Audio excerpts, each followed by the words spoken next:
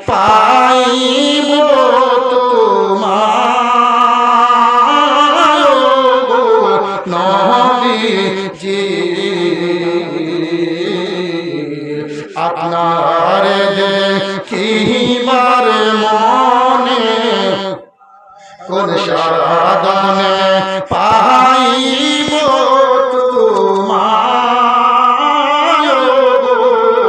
নবীজি আপনার দেখিবার মনে চায় বন্ধুরে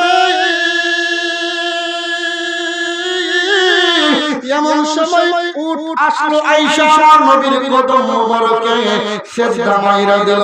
সিজদা মারার পরে সাহাবায়ে কেরাম দেখলেন বনের একটা পশুকে আয়েশা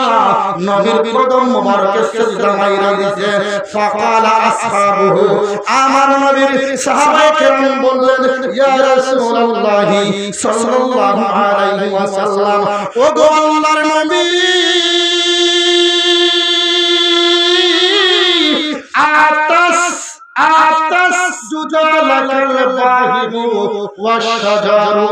নবী গো আপনাকে তো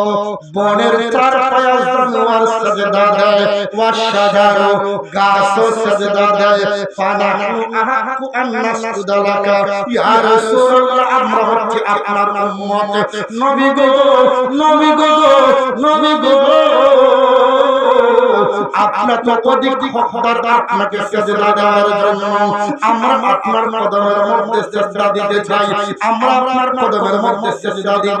আপনি আমাদেরকে অনুমতি দিন ফাকালা রাসূলুল্লাহ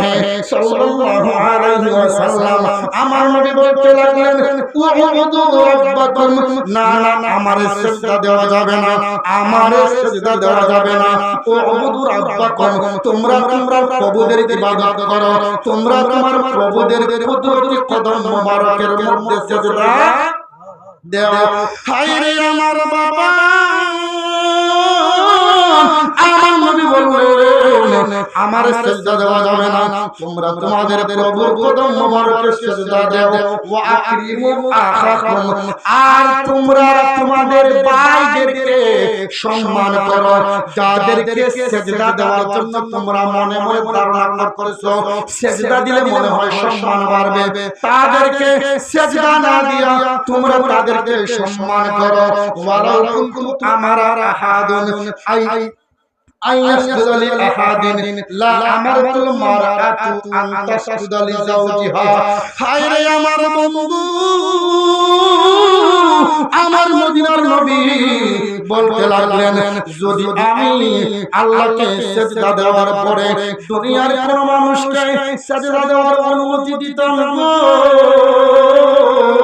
তাইলে আমি একজন মেয়েকে কইতাম ওগো মা একজন বোনকে কইতাম ওগো বোন তুমি তোমার স্বামীর কদমের মধ্যে সিজদা লাগা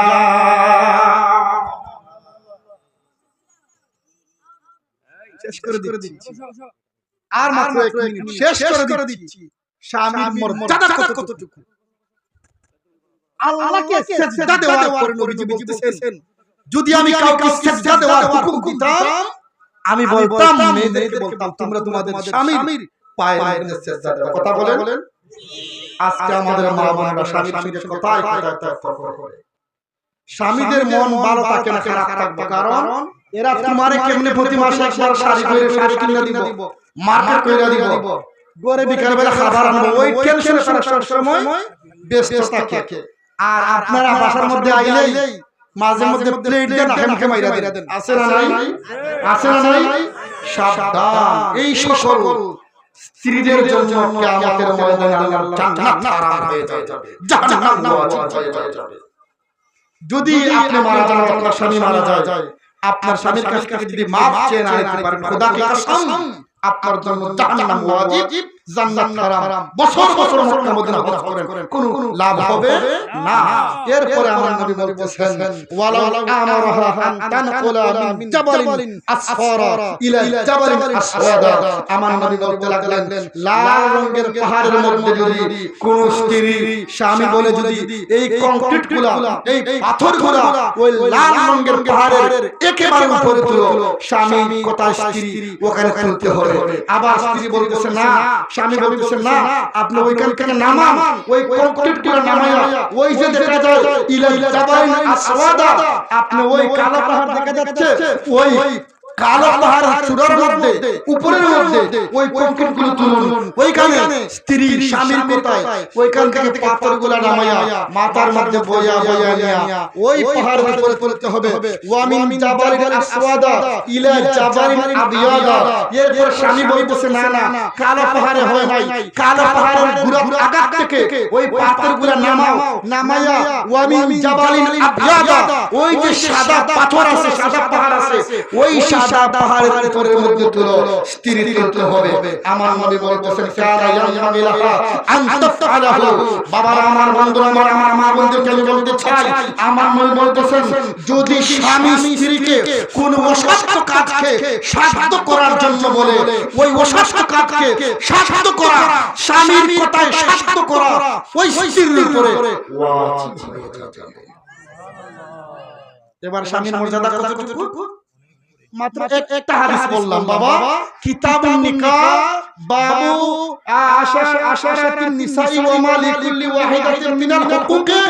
এই অধ্যায়ের মধ্যে হাদিসখানা উল্লেখ, এই অধ্যায়ের 33 নম্বর হাদিস। ঠিক না হুজুর? হ্যাঁ, আপনারা দেখবেন যে কোন হুজুর জিজ্ঞাসা যে কথাটা আছে না মিছা, এই কিতাবটা এখানে আছে না, মাদ্রাসা আছে না, আছে না, ওই মাদ্রাসা জিজ্ঞাসা করবেন ওখানে আছে, ওখানে মাদ্রাসা আছে না, সব মাদ্রাসা এখানে পড়ানো জিজ্ঞাসা করবেন আছে। হ্যাঁ, অতএব স্বামীর মনে কোনো কষ্ট দেওয়া যাবে, স্বামীর মনে কোনো আঘাত দেওয়া যাবে। আমি এখন আমার স্বামীদেরকে বলবো বাবা রে, মেয়েদেরকে অযথা কোনো সন্দেহ করা যাবে, অযথা সন্দেহ করে এদেরকে নির্যাতন করা যাবে, কোনো আঘাত দেওয়া যাবে।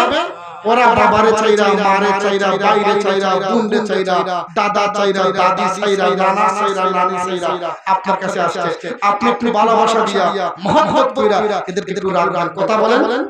কথা বলেন। আমরা মানুষের মনে কষ্ট দিব, মানুষের মনে আঘাত দিব? এই জন্য বাবা আমার আলোচনা এখানেই শেষ। আমরা 5 ওয়াক্ত নামাজ জামাতের সাথে আদায় করতে রাজি আছি না নাই? সামনে রমজান মাস আসছে, রমজানের রোজা রাখতে রাজি আছি না নাই? বাবা আমার বন্ধুরা,